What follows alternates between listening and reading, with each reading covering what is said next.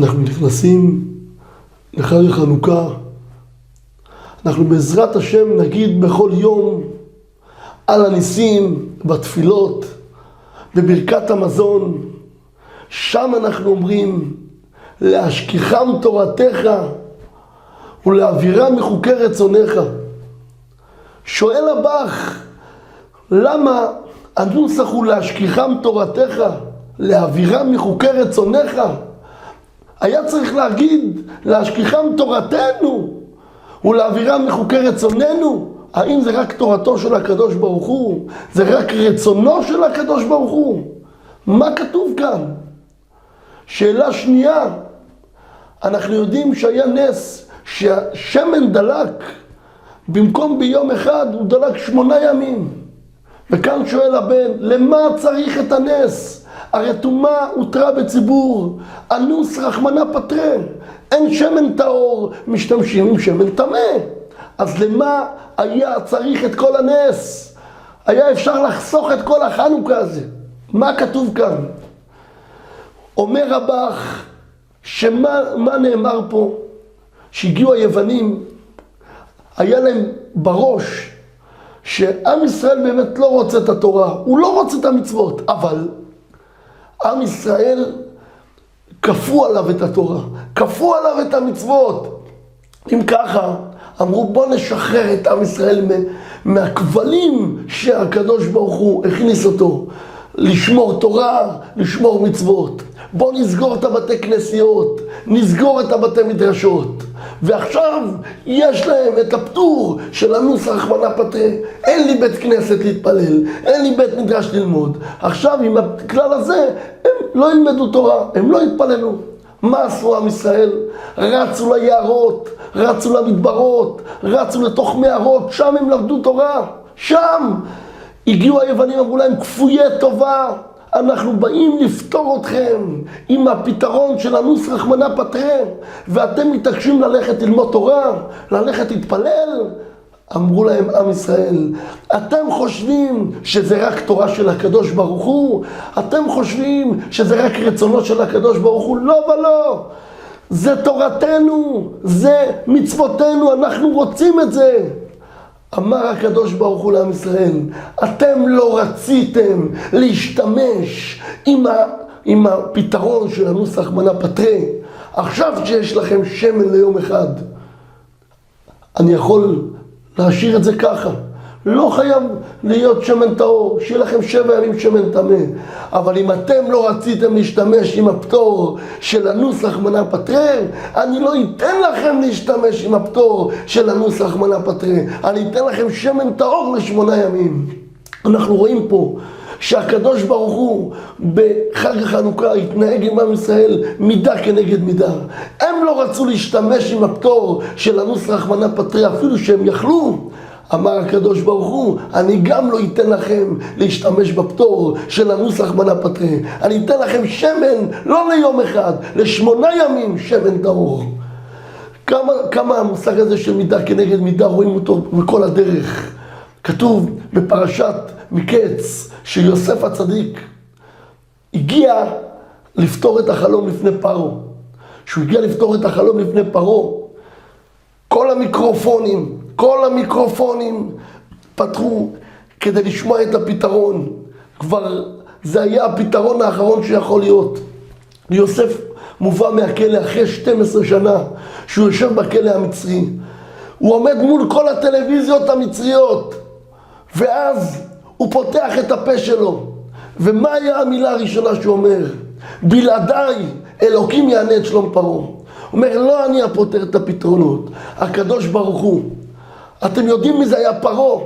הוא טען שהוא האלוקים. מה הוא היה אמור לעשות ליוסף?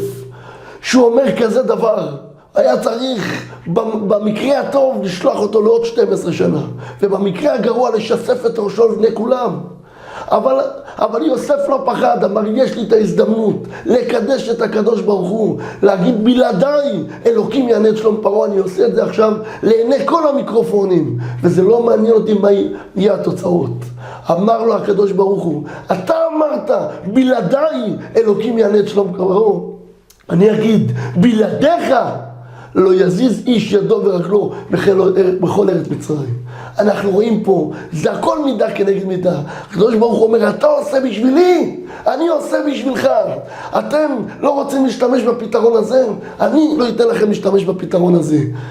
מספרים שהיה בירושלים איזה זוג שלא היה לו 20 שנה ילדים. 20 שנה ילדים. הבעל כל הזמן היה מגיע, מעודד את אשתו, זה בעזרת השם יהיה בחודש הקרוב, זה יהיה בשבוע הקרוב. הקדוש ברוך הוא ייתן, הוא נותן לנו ניסיונות. הוא היה מעודד אותה, אבל 20 שנה כבר זהו, היא כבר לא יכלה לקבל את העידוד. יום אחד הוא מגיע הביתה, והוא רואה את אשתו כבר בצורה שעל סף עילפון.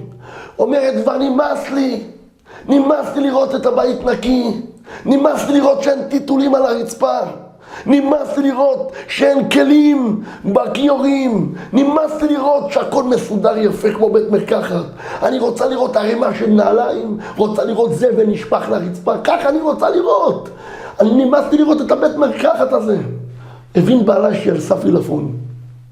הוא רץ לרבו, רב שלמה זלמן אוירבך. אמר לו, כבוד הרב, אשתי הולכת להתאבד, הרב חייב לדבר איתה. הוא אמר לו, תקרא לה. היא נכנסת לפני הרב. שואל אותה הרב, תגידי לי, יש לך בעל? היא אומרת לו, כן. יש לך עבודה? היא אומרת לו, כן. יש לך בית? היא אומרת לו, כן. נו, אז מה חסר לך? חסר לי ילדים. אמר לה, הבן שמבקש מאבא שלו, אבא, אני רוצה במבה וביסלי, מסטיק וארטיק. אבא נותן לו רק 3, במבה, ביסלי ומסטיק, הוא לא נותן לו ארטיק. הוא יכול? הוא יכול. לאבא מותר להגיד לו. אומר, אבא נתן לך בית, הוא נתן לך בעל, הוא נתן לך עבודה. אז הוא לא נתן לך דבר אחד, הוא לא נתן לך ילדים? נו, מותר להגיד לאבא, להגיד לו. אמרה לו, כבוד הרב, לא לזה הגעתי. קח את כל 3, תביא לי ילדים. האישה בוכה לפני הרב, מה עושים? אמר לרב שלמה זלמן אוירבך, תקשיבי טוב.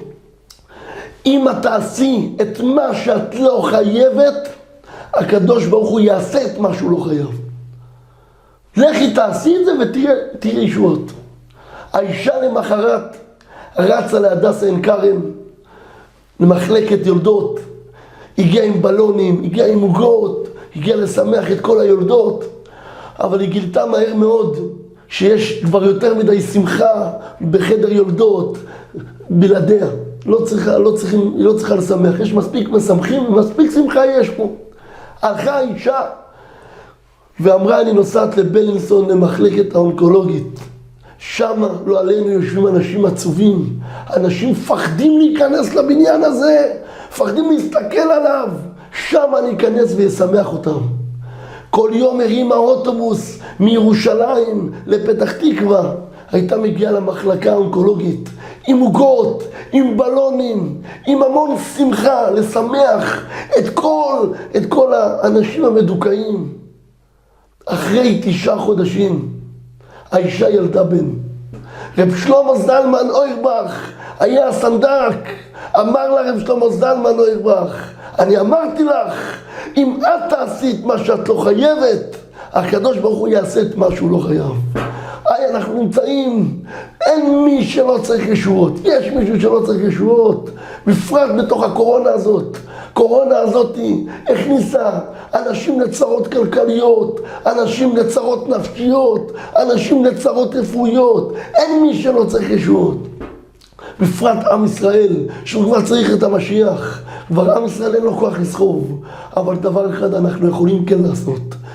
אם אנחנו נעשה את מה שאנחנו לא חייבים, הקדוש ברוך הוא יעשה את מה שהוא לא חייב.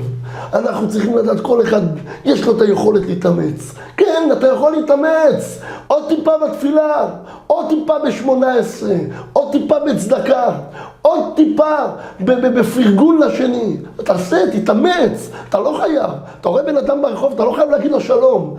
אבל מה, אתה בכל זאת, אתה מתגבר, אתה אומר לו שלום, בוקר טוב. יופי, ברוך השם.